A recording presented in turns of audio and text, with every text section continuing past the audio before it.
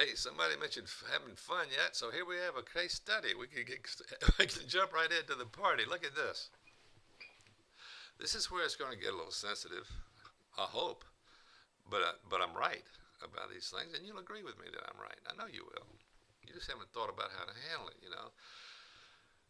One of the things that we don't have to like it, we don't have to accept it. That the market, and the way we do business, has changed. Thank you, Mr. Internet and technology. It not only has changed, it is continuing to change. As Bill Gates says, it's at the speed of thought. Well, I don't know if it's changing quite that fast for us, but a lot going on, right? I was reading a broker agreement, a builder agreement he had for his co-broker, paying his co-brokers in 1980. This was this was published. It's in my book, The Condominium Sales Book. That's where I was reading it. I may put a PDF of that online that you download it sometime once you get it more involved with us in our designation council, which you'll hear more about after you become certified. But anyway, I was looking at it, and it hadn't changed.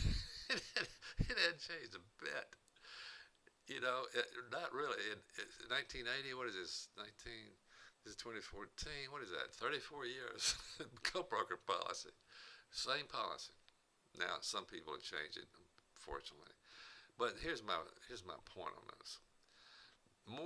You saw some of the videos, right, in section 1 with this multi-million-dollar marketing program out there on the internet right now by BHI, this builder organization, convincing people to buy new instead of, as they say, used home. Well, more and more people are going to be registering with home builders, with or without that campaign. Actually, this is the way it's going because they're online looking at new homes. They're not going to spend 3 to 6 months before they buy a house looking at homes on the internet, not looking at new homes. Some of them get caught up in that, and I'm coming to that area. Another month or two, they like these homes they're looking at. They register with the builder right online. You've already run into that if you've been around a while. Now, you don't have to like it as a realtor. You don't have to do it. You can say, well, that just proves right there I'm not getting involved with new homes.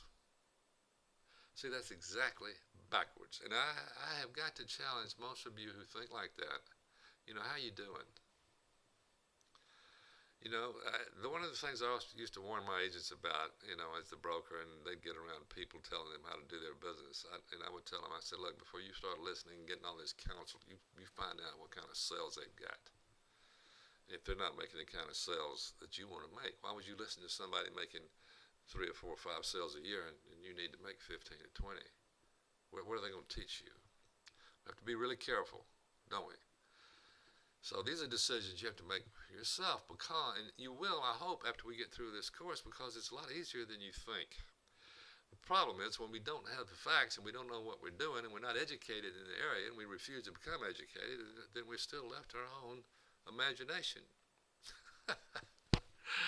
And the older we get, the worse I think, the impact of our imagination might be. I was talking to a guy the other day. He said he didn't fool with builders. He said he remembered a builder beat him out of a commission. I said, really? When was that? He said, 1996.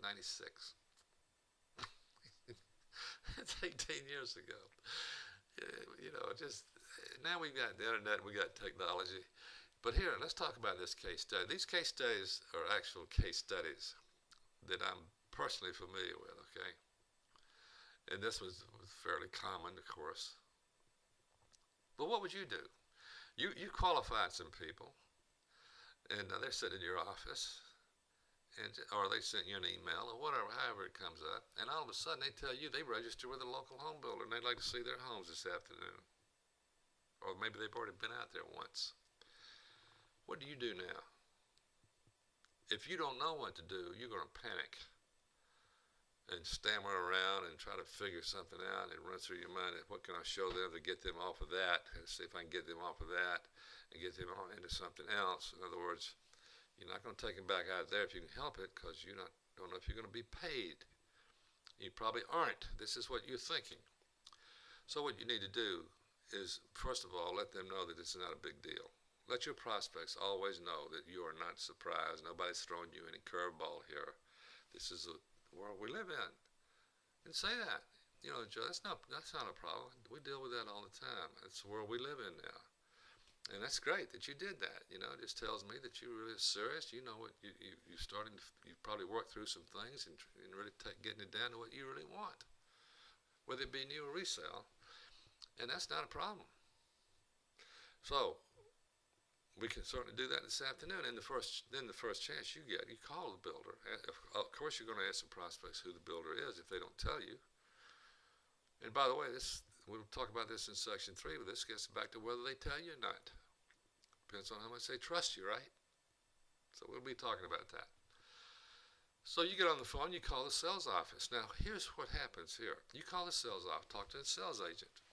Say, I've got a prospect here who has visited you a couple of months ago or recently, and they want to, I didn't bring them out the first time, and if I'm assuming, I'm not familiar with your policy, but am I correct in assuming that your policy expects us to register them in person with the prospect the first time they come out? Is that right? That, you know what he or she's going to say? Yes, that is our policy, but we have exceptions. And I will certainly protect you if you bring them back out here and they buy a home. Now, why would they do that?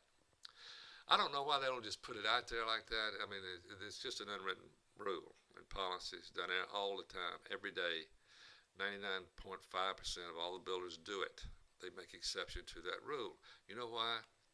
They need the business, number one. And number two, you've got a prospect in your office who's already seen them, maybe visited already registered out there, who wants to go back a second time.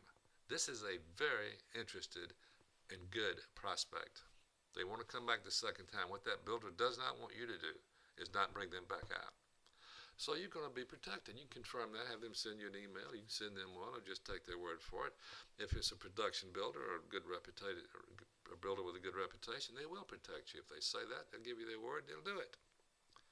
So you bring them out and they'll protect you because they want that buyer. They're not that interested in how the buyer got out there. It used to be a big problem. It did. But it's not. That problem has gone away for the most part.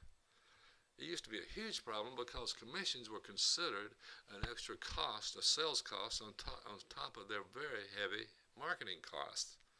But now they have the internet, not having to buy the big billboards and run the four-color double truck ads on Sunday, and so forth, spend all this crazy marketing money. They've figured out a way now, and they've seen the studies, the market studies, that say they need the realtors, so they're going to be nice to us. Truth be known, they'll bend over backwards to make sure we get paid, even sometimes when we don't deserve it, and don't get me started on that. But that's what you should do, okay? That's how you handle it. Happens all the time. That's the way we work today, right? No big deal. You see? So that's it. That's the way you handle that one, okay?